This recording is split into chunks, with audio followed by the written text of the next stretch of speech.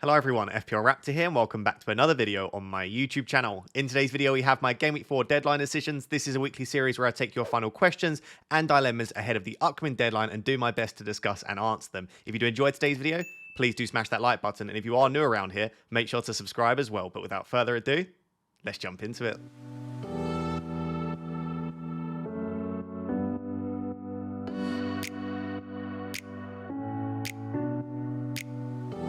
So as always, I thought we'd start with the press conference updates as of Friday at 3 PM. And the reason that I specify that and timestamp it is because we often do get a trickle of more information throughout the day on Friday. Also, we get a thing called embargoed quotes, where at the moment we've got the stuff from the open section of the press conference, but we get later maybe some more detailed and extra info that arrives around 10:30 PM, 11 PM UK time. So we might get more info there. And also we might get more info on Saturday morning because a lot of these teams, such as Man City, such as Liverpool, play at 3 PM on Saturday. So if there is any extra information, we do often find that out before the deadline. So I would probably hold your transfers if possible. But as of Friday at 3 PM, this is what we currently have. Firstly, on Man City. So if you've not yet seen, I believe it's Haaland's dad's best friend, who he essentially saw as an ankle, has sadly passed away this week.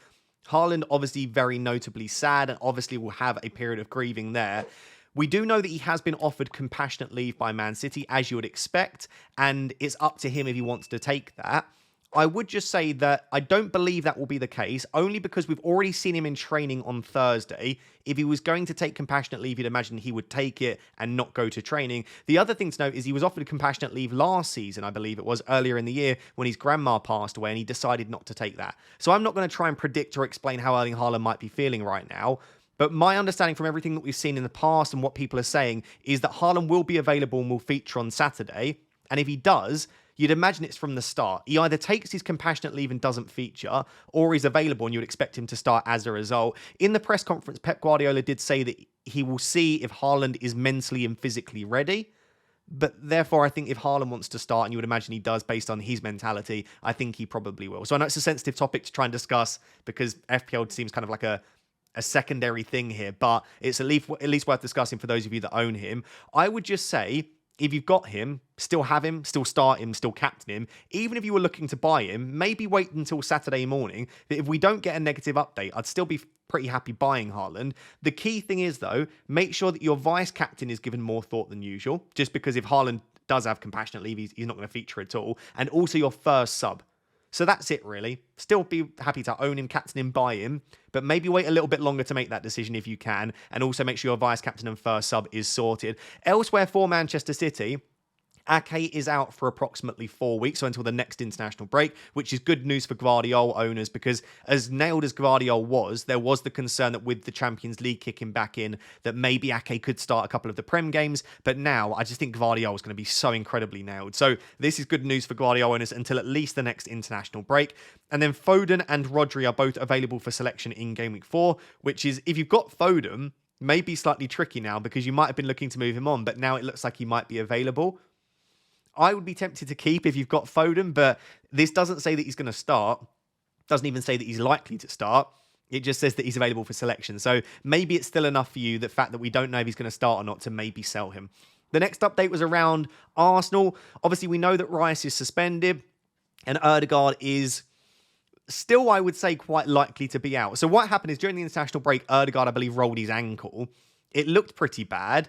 He could barely get off the pitch. And then I think it was the Norwegian national doctor said that didn't look like a great injury and that we're probably expecting him to be out for a minimum of 3 weeks, but that he would be assessed at Arsenal. Arteta, in typical Arteta fashion, has not given a definitive update. So he's basically just said that the next 48 hours will be very telling. Of course, Ødegaard wants to play and will assess him ahead of the game. Obviously, he's got no need to give anything away ahead of what is a very big derby, especially given that he's already missing players such as Rice and Marino. So I still think Ødegaard will be out based on the injury and what it looked like, but Arteta has not ruled him out. So don't be surprised, I suppose, if Ødegaard is fit to feature. But by all accounts, we are expecting it to be a midfield of Jorginho, Partey and Havertz. The reason I say Havertz is I don't see another midfielder really that they'd feel comfortable playing as the more attacking midfielder in that three. Obviously, Partey can start. Jorginho is brilliant to come in for Arsenal. I think he's been so good for them when he plays. But then they still need someone else to fit. They could play Trossard, I suppose, there, but I think it will be Havertz dropping into midfield, and I think one of Jesus or Trossard will start as the 9 with Martinelli on the left. That's my prediction right now. So if you own Havertz, that's not ideal. But do remember, he's playing alongside Jorginho and Partey, so Havertz is still going to be playing a pretty advanced role. So if you've got Havertz, I wouldn't be selling him. I think he's fine. Maybe this is enough to put you off bringing him in. And let's just wait and see if we get, again, a definitive update around Odegaard and whether we find out that Arteta is in fact lying, as he often does, or whether he might genuinely be available. I'd love to know what you think down below. On the Spurs, Solanke and Van de Ven should be available for the Arsenal game. Essentially, Van de Ven has been training all throughout the international break, so he's had multiple training sessions, which is good news if you've got someone like a Porro and you're hoping for a small possibility of a clean sheet against Arsenal. And then Solanke has been training for the last few sessions in the back end of this week.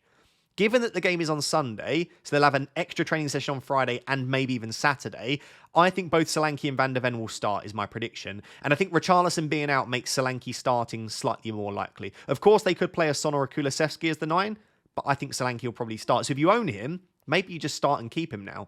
Because from Gameweek 5, they've got Brentford at home, etc. So decent fixtures coming up. On Liverpool, Harvey Elliott suffered a fractured foot in the international break, and therefore I think that while Szoboszlai was very nailed anyway, he had 90 minutes in all 3 of the opening fixtures, he looks even more nailed now. We've seen absolutely no indication that someone like a Gakpo will play as the 10, and with Harvey Elliott not available, it really is just Szoboszlai, and he's such a fitness monster. He's running until the 90th minute. Even with the UCL kicking in, I would be very surprised if Szoboszlai isn't very nailed in the Prem. Actually, a player that could play in that number 10 role is actually Chiesa, who I know has played on the wing for most of his career, but he has played centrally as well, and he has now trained 3 or 4 times and will be assessed again today, which was Friday. I don't think Chiesa is going to feature frequently anytime soon, but could he start to become an option off the bench? Maybe. I still wouldn't be worrying if I had a Jota or if I had a Salah. I know that he could feature in those positions, but for right now, it doesn't feel like they are rushing Chiesa to be fit and available. They're giving him enough time to acclimatise to the Premier League. So that is the update on Liverpool. Szoboszlai looking like a serious option. On Chris Wood, he also, similarly to someone like a Joao Pedro, and we're going to discuss Joao Pedro in the next section, Chris Wood will be assessed after a late return from international duty. He again played very early on Wednesday morning. I've seen a couple of Nottingham Forest fans predicting that maybe Nottingham Forest might play a false 9, with someone like a Gibbs White as the false 9, or they could just play another player such as an Awoniyi as the striker. But for now, I think most of you ideally probably weren't looking to play Chris Wood anyway. But if you were relying on him for some reason, this isn't a great look. On Brighton, again, we'll discuss Joao Pedro in a second separately, but Solly March is now training fully, but Hertzler has mentioned that he's not close to playing. He's in full team training, but it's such a long injury that they're not going to rush him back. Therefore, I still think you're fine going out and buying someone like a Minte, who plays on the right. That's where Solly March plays. Whilst March being in training might scare you, I think you're still going to get the next 2 fixtures starting for Minte, is my prediction. So I'd still be happy buying him, but maybe longer term beyond that, maybe in 3-4 weeks, the other side of the international break, definitely. As long as Solly March can stay fit in training, he probably will come back into the equation for Brighton. And then finally, it was the final press conference that we got so that I could record this video. Unai Emery confirms that both Watkins and Konsa are available for selection against Everton. So Watkins didn't go away with England and wasn't pictured in training a lot of the time. Konsa obviously picked up an injury for England, and again, some people were saying wasn't pictured in training. According to Emery, who tends to be very honest, both Watkins and Konsa are available. Whether or not they'll start, I've got no idea. I'd feel more comfortable saying that Konsa will start if he's available. Watkins could be off the bench because he hasn't been in training throughout the international break. I think that is just kind of load management. I don't think he's got an injury that's going to keep him out, but he's clearly got something reoccurring, which is stopping him from getting 90 minutes and performing at the top of his ability. So I would still be slightly concerned as a Watkins owner, but I certainly wouldn't be selling him ahead of Everton at home if, in fact, he is available. So there we go. Those are the press conference updates as of Friday. I might have missed a couple, but we can discuss them in the deadline stream on Saturday. For now, let's take a bit of a more in-depth look at the Joao Pedro quotes and whether I still think he's a good buy for Gameweek 4.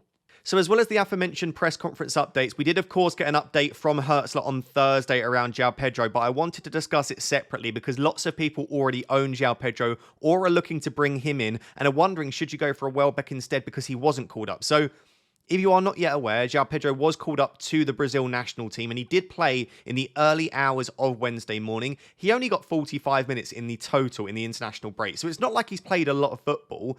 But as I've been saying, it's not necessarily just about the football. It's about the lack of sleep. It's about the jet lag. It's about the travel. And as much as we can say it probably was extremely luxury travel, they got a private jet, him and Enciso, from Paraguay. It was probably a wonderful trip. It does still take a toll on you. And we now know that Joao Pedro did not train on Thursday, and therefore his first and only training session would be on the Friday. So Joao Pedro will be getting a maximum of one training session. So do I think he definitely goes out there and gets 90 minutes? Absolutely not. So here is the full quote from Hertzler. He said, "I think we have a great medical department who will do everything for the regeneration of the players. Also, the players themselves, they are professional enough to know what they have to do to be fully recovered for Saturday. Of course, they can't train today," and that was again on Thursday, "but they will be back on the training ground. So they'll still be there, probably getting their massages and getting their recovery sessions in. Then it is about giving them a good recovery, and hopefully they can train tomorrow, and then of course they are part of the squad."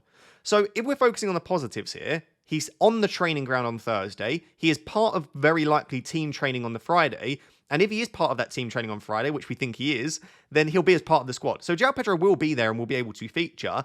And if you were to ask me my opinion now, I think Joao Pedro will start. That is my opinion, but I don't think he'll go out there and get 90 minutes. Does that matter though? Probably not, right? You've got Joao Pedro, if he does start, for somewhere between like 60 and 80 minutes potentially. He could get 90 against Ipswich at home. You don't need 90 minutes for him to be a good option. I suppose the concern is, in the past we've seen with Matoma, and this was under De Zerbi, so completely different manager, but Matoma has come back quite often late from international duty, as he has this time with Japan, and he doesn't always play 90. I think the recent time he played 45 minutes, he came on at half time. I believe he actually scored a brace off the bench, but we've seen in the past, even maybe with the Darwin Nunez for Liverpool, players that do have to travel quite a long way and that have played quite late on in the international break, they don't always feature very heavily in that first game back. So I don't want to scaremonger. I've got no idea. I'm sitting here telling you that I think he probably does start, but just temper your expectations to how many minutes you get. And if he wasn't to start, I wouldn't be hugely surprised. The thing that does lean in favour of Joao Pedro is not only that Hertzler loves him, his minutes so far have been brilliant, and he's clearly very important to the system, it's that also there have been other players for Brighton that have been away on international duty, also very late and also travelling very far. The likes of Matoma for Japan, the likes of Adingra for the Ivory Coast. Also, Jorginho Ruta has been away with the France under-21s, I believe. So it's not just Joao Pedro that's had this. And the fact that he's only played 45 minutes does mean that at least he's not physically tired from having played a lot of football over the international break. So there we go. I'd love to know down below what you think. Most Joao Pedro owners seem to think that non-owners are trying to scare people. I'm not trying to do that, but this deserves some discussion because his minutes have been so brilliant thus far. And if he doesn't get 90 minutes, if he gets 60 or 70, and we expect Welbeck to get closer to 90, you do have the alternative to go for him instead. So a lot of people have been asking Joao Pedro versus Welbeck. I think it's actually probably very close now. If you were to tell me that Joao Pedro gets 75 to 80 minutes, I would absolutely prefer Joao Pedro to Welbeck. I don't think there's a lot in it, but I just think Joao Pedro's got the better underlying data over a larger sample size, and he's on penalties. And longer term, because obviously this isn't a one-week move for most people, Joao Pedro's minutes I do think will be better than Welbeck. So I do prefer Joao Pedro. But if you were to tell me that Joao Pedro gets closer to 60 minutes, or maybe doesn't even start, then of course I prefer Welbeck. So I think it comes down to your own personal minutes expectation for Joao Pedro. I think if you're expecting him to get 65, 70 plus, I still think he's a great option. If you think it could be 60 or maybe even less, then I do think you have to start to question whether you would prefer 60 minutes of Joao Pedro or 80 plus minutes of someone like a Welbeck, or even 85, 90 minutes of someone like a Wissa, who you could then keep long term. There are multiple things to think about. It's worth discussing. The update, basically, Joao Pedro did not train on Thursday, should train on Friday, and I would be surprised if he's not involved in some regard on the weekend. So here it is, the big question. Is Salah essential? How essential is he for the next two games against Forest at home and Bournemouth at home? And for some people, is it worth taking a hit to remove the likes of Saka and Isak to bring in Salah and a Brighton forward or a Wissa? And there is no straightforward yes or no to is it worth bringing him in this week and how important he is.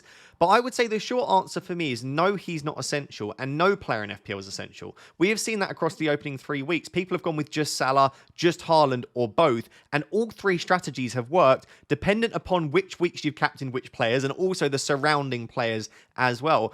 But Salah has been magnificent. He's on 41 points in the opening 3 weeks, which is the same as Haaland, a man that has just got back-to-back hat-tricks and scored in game week 1. It goes to show how brilliant Salah is at picking up FPL points, but also how overpowered midfielders are. Midfielders are just better in FPL. Extra point for a goal, extra point for a clean sheet. And with the bonus point system changes, fouls won, shots on target, things that Salah does so well, he's going to be really good for bonus points. So with an improvement in Liverpool's defence, Salah's creativity and brilliance from bonus points, assists, goals, he is just an exceptional asset, but he's not essential. The reason that people are so desperate to get him in, as well as it being back-to-back home games, we know how good he is and Liverpool are at Anfield, it's game week 5. So in game week 4, I think we're all happy to say that if you've got Haaland, he is as good, if not a slightly better captaincy option in game week 4. If I had Haaland, I think I would captain him in game week 4. So I don't think anyone's bringing in Salah because they feel like they desperately need to captain him in game week 4.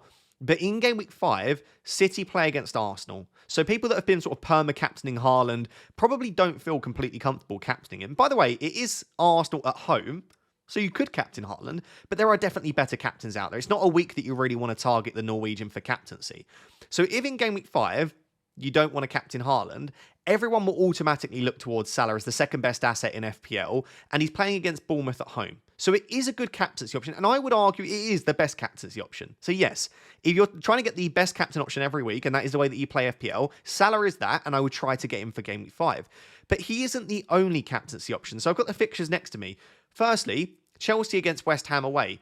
Obviously, Cole Palmer isn't Erling Haaland, but Haaland has shown that West Ham away isn't an awful fixture. And could I see Cole Palmer doing very well in that? Yes, absolutely. People will point to it being the early kickoff. Cole Palmer last season on various occasions did very well in the early kickoff. So firstly, if you've got Cole Palmer, you have a fine captaincy option. The one that I would really be eyeing up, though, is something like a Heung-min Son against Brentford at home. That feels like a very good fixture for him. It's another home fixture as well. And so, yes, again, Salah is a better captaincy option than both of those. But if it is requiring you to almost break your team and sell two assets that you really like in a Saka and Isak and take a hit, there are alternative options in Game Week 5. And the thing is, from Game Week 6, no one's really that desperate to have Salah. I do like the Game Week 6 fixture, by the way, against Wolves away. That isn't a bad fixture.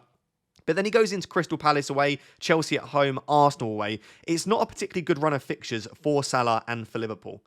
So really, if this week you're not going to captain him, because you're going to captain Haaland, and in Game Week 5 there are alternative captaincy options, because I don't think Bournemouth at home is a brilliant fixture. Bournemouth are okay defensively, so there are definitely better fixtures out there. And then in Game Week 6, it's a good fixture, but there are alternatives again, such as Bukayo Saka, or even captain Haaland against Newcastle.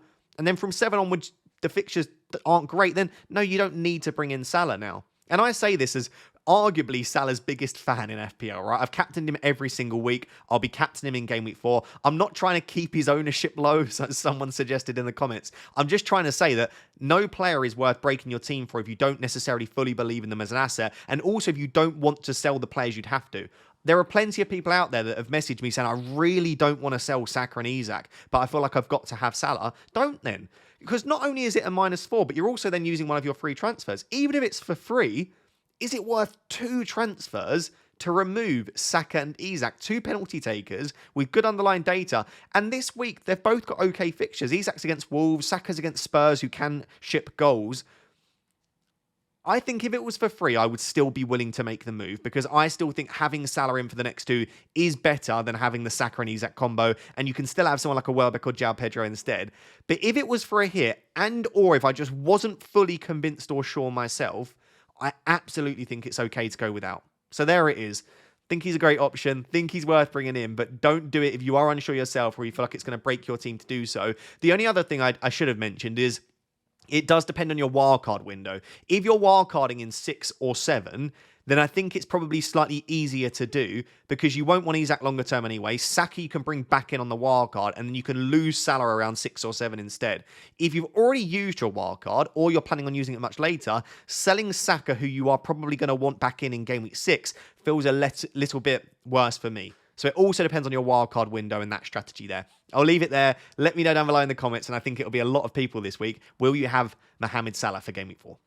So I think this is a question that applies very much so to wildcard, but also to non-wildcarders that are maybe either have already used the wildcard or are planning on delaying it a little bit beyond sort of game week 5, game week 6. And it's about that finding this balance between bringing in players that have immediately good fixtures, but also thinking about future game weeks too. And this is more of kind of a philosophical discussion of how you approach FPL, but it does apply very much so right now, because in particular, Brentford and Arsenal are two teams that will be heavily invested in from game week 6 onwards. Both teams have brilliant fixtures, especially Arsenal for Leicester at home and Southampton at home. But for Brentford longer term, lots of people want the likes of Mbeumo and Wissa. So I can definitely foresee a world in which people have 6 assets from Brentford and Arsenal in game week 6. You could have a Fleck and a Wissa and Mbeumo, and then something like Saka, Havertz, and an Arsenal defender. I really could see that.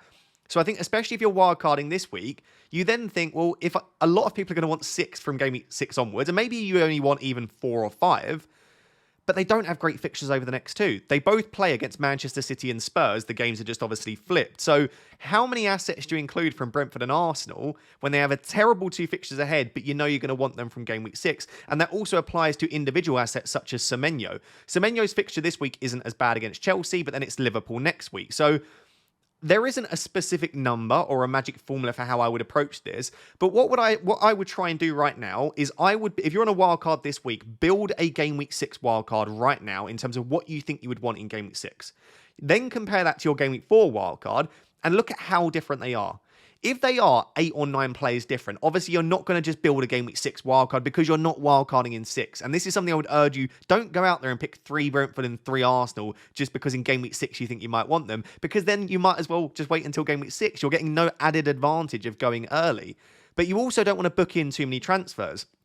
I wouldn't feel comfortable in game week 4 going with like 0 Brentford assets and maybe 1 Arsenal, because even if you have 3 transfers saved up, you're booking in like 3 or 4 transfers around game week 6. So you need to think about what would that ideal team look like, how many transfers away are you, and also how happy are you going without them? Because people may say, well, yeah, I know Brentford's fixtures are okay, but I only really need Mbeumo. And if that's the case, great. Maybe start with 2 Arsenal or 1 Arsenal, bring in Mbeumo and a Havertz in game week 6, and then you're only 2 transfers behind. The other thing I would say is there a way for you right now to have those players in your team, but maybe hide them or tuck them somewhere? So, for example, you could have Gabriel in your team in game week 4, but you could ideally bench him if you've got 3 other defenders that have better fixtures. Equally, if you go for 8 attackers, you should be in a situation where you can bench someone like a Joao Wissa, or even if you wanted to, a Brian Mbeumo, although I'd feel happy starting Mbeumo in any fixture. So can you get a team where the starting 11 is really, really strong, but you maybe tuck an Mbeumo or a Gabriel on the bench? So these are the things that I'd be thinking about. I just urge you, though, if you're playing a game week 4 wildcard, the benefit of a game week 4 wildcard is that you are going earlier than in game week 6. So you really want to attack game week 4 and game week 5. Because as I said, if you're not attacking those immediate 2 weeks, why did you bother playing it in 4? You might as well have waited until 6 and just got through the next couple. So there is a balance. I wouldn't want more than 2 or 3 players in my starting 11 that don't have particularly good fixtures in game week 4, because whilst you need to think about the future, you need to be gaining the points right now, because otherwise you're going to then lose out in 6, you don't gain in 4, and really you've lost your entire advantage of wildcarding. That was a bit of a messy explanation, but it's just finding that balance, it really is. And for me, I would be looking at trying to have a couple of longer term picks that maybe their fixtures aren't great right now. Let's say something like Gabriel on the bench and start with Semenyo and Mbeumo. Something like that, where you've got an Arsenal asset in place, you've got a Brentford and you've got Semenyo, and then maybe in game week 6, yeah, you might have to use 2 transfers to get something like a Havertz and maybe a Saka in, but then you're only a couple of transfers behind where you want to be. It really depends on your own individual approach, how much fixtures matter to you and how much you want to book in transfers. But the 2 things you don't want to do is you don't want to book in 5 or 6 transfers where you know you've got to make tons of moves to get to the team you want from game week 6 onwards, but you equally don't want to get in a position where you are not prioritizing the immediate game weeks and where you feel like you are sacrificing games 4 and 5 just so that you have a good team from 6 onwards. I'll leave it there. I hope that makes sense. And let me know if you are wildcarding this week, are you finding the balance quite difficult, or are you just maybe targeting the immediate fixtures and you'll worry about the likes of Arsenal and Brentford in game week 6? So guys, this section was actually a suggestion from a viewer, so thank you to those of you that do suggest how I can improve these videos, and feel free to drop any suggestions down below in the comments. But lots of people asking on a Friday in these deadline decisions videos if I could go through the predicted price changes on a Friday night ahead of the Saturday deadline, just in case you do want to make the move early if there are any price changes, because often there are on a Friday evening, and it might mean that you're priced out come Saturday morning. If you do want to get access to price change predictions for free, by the way, this is Fantasy Football Hub. There will be a link down below in the description. You don't have to sign up. You don't have to pay for anything. You can get these for free. But I will also offer a second link down below in which you can get 50% off, because the site is just brilliant. And there are so many features that I use in all of my videos, and it's really, really cheap if you go for the 50% off. So there'll be 2 links down below, price change predictions for free, and also 50% off. But as of Friday night, here's the situation. So very briefly, for those of you that still aren't quite sure how to kind of read this table, on the left-hand side here where it says progress, if the player is at 100%, that means that Fantasy Football Hub is predicting that they could rise in price tonight. Above 100 means they are predicted to rise, and below minus 100, if I just switch it around like that, then you can see these are the ones that are predicted to fall in price. So that's how it goes. But also you've got obviously price prediction, increase or decrease. You've got the hourly change as well. And by hourly change, this is how many managers are selling or buying these players per hour, and how quickly is this prediction changing. So the higher the number, the more transfer activity around that player. And then you've also got change time, which in this case obviously is tonight for a lot of players. So hopefully that makes sense. So if a player's at like 60%, don't just look at the 60%, because if they are changing at 10% an hour or something crazy, then by the price change time, then they are likely to change in price. In terms of when price changes happen, it is 2:30 a.m. BST. When we switch back to GMT in the UK, it's 1:30 a.m. So around 1:30, 2:30 a.m. in the morning UK time is when price changes will occur. Hopefully that is all clear, but there are tons of possible price changes tonight. So if you do want to move early, obviously knowing the risk associated with that, it might be worth it. So the likes of Joao Pedro is above 100% already. He is predicted to rise in price. Luis Diaz also predicted to rise in price. Matoma, Rogers, another interesting player. Robinson could be getting his second price rise. Lewis Dunk. Now, a lot of these players are very close, and Fantasy Football Hub is predicting, so it isn't with 100% accuracy every time. So please don't blame me or Hub if this isn't accurate, but they are, as you can see here, 97.6% of the time accurate. So a lot of the popular players looking to rise in price, but also fall in price as well. Solanke is no longer price locked, so Solanke can now fall in price. Erdegaard looks like he could be going down, obviously notably so. Adama Traore, was rising in price. Declan Rice, if you own him, could be. Bruno Fernandes looks like he's very close to that price fall. So if obviously you still got a Bruno Fernandes, I don't think you'll be selling him anyway, but if you were planning on doing it, maybe. Foden, I think this could end up changing based on the news from the press conference, but he's currently predicted to fall. Isak looks very, very close, as does Bukayo Saka as well. I think Saka will fall in price tonight. That's my prediction. So listen, I'll let you go through it yourself. There'll be a link down below to all of these possible price changes. The other way that you can do it, I'll just briefly show you as well, is if you go into your pick team. This is, I think, only if you have the premium version. But then if you click on price changes here, you can actually see in your own team which players are likely to fall in price and when. So Trent and Salah look like they could rise in price tomorrow. Saka looks like he could fall in price tonight. So I can see in my own team when there might be price changes as well. There'll be a link down below, but hopefully that's helpful for those of you that are thinking about possibly making early moves. So guys, finally, I just wanted to discuss my team, and it will be very brief because I'm pretty sure at the moment I don't want to really use a transfer. And I did see actually a comment which I wanted to actually discuss, because I've seen a few people say this of like, Rosh, you've changed in the past. You would have never sat there with 3.5 in the bank and had moves that you could go for and be a bit more aggressive. Like, you've changed.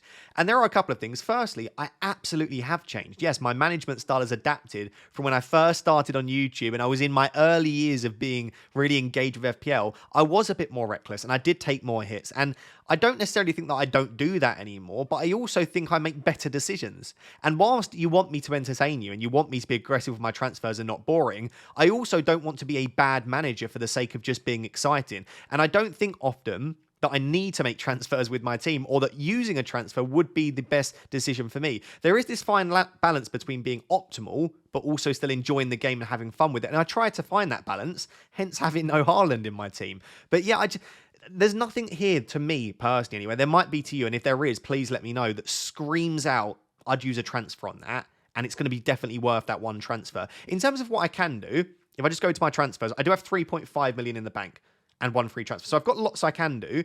The first and most obvious one is one of Cannon or Maniz to Joao Pedro or Welbeck. It might actually be Maniz, makes more sense, because then that still leaves the money in the bank for me, and I might go for a Welbeck, but that would leave me 3.8 million next week.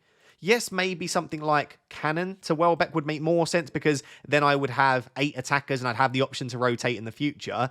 But then I'm just ending up having to bench Rodgers or Muniz this week anyway.